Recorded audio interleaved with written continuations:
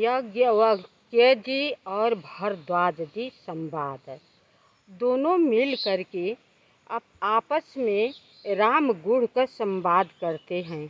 कहते हैं याज्ञवल्क्य जी कि हे भारद्वाज, राम वही हैं कि और कोई राम है?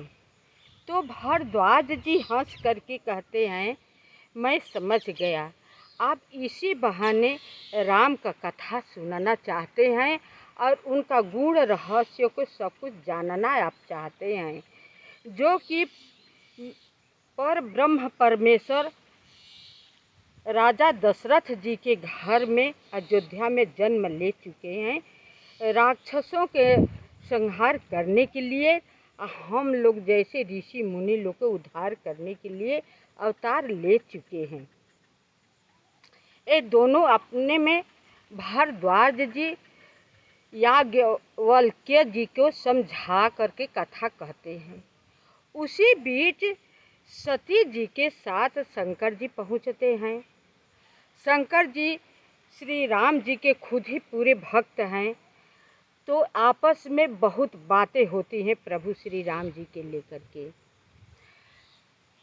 जब शंकर जी वहाँ पर भारद्वाज जी के यहाँ पहुँचे तो भारद्वाज जी शंकर जी के बहुत आदर सत्कार मान सम्मान किए, चरणों तक ले करके पूरी अपनी कुटिया में छिड़के और वहीं पर शंकर जी रह करके कुछ दिन तक कथा कहते रहे। तब एक दिन भारद्वाज जी कहते हैं कि प्रभु श्री राम जी दंडक वन में अपना नरलीला कर रहे हैं, क्योंकि मूढ़ रावण मारीच को भेज करके सोने की मृग बनवा करके भेजे हैं। उसी मृग के पीछे प्रभु श्री राम जी लगे, मारने के लिए पहुँचे, पीछा किए और वो राक्षस था, मार नहीं पाए। जब लौट कर आते हैं तो कुटिया सुनी देख लेते हैं। रावण अपना वेश बदल करके साधु के वेश में सीता जी को हरण कर लेता है, इसी में मौका पा करके।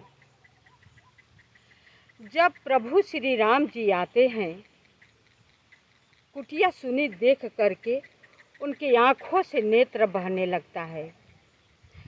प्रभु श्री राम जी को आप सब जानते होंगे कि 2-3 बार उनका नेत्र आँखों से बहा है, जो कि पर ब्रह्म पिता परमेश्वर है, लेकिन वो भी पृथ्वी पर आकर रोए हैं, कष्ट उन्हें हुआ है। एक बार वो रोए हैं कि जब चित्रकूट से भरत जी को अपना खड़ाऊ देकर के विदा कर रहे थे, सब अयोध्या वासी रोते हुए जा रहे थे, तो एक बट वृक्ष के छाया तर खड़े होकर के राम जी रो रहे थे, उनका आंसू गिर रहा था। एक तो पिताजी का मरण, दूसरे में तीनों माता विधवा हो चुकी थी।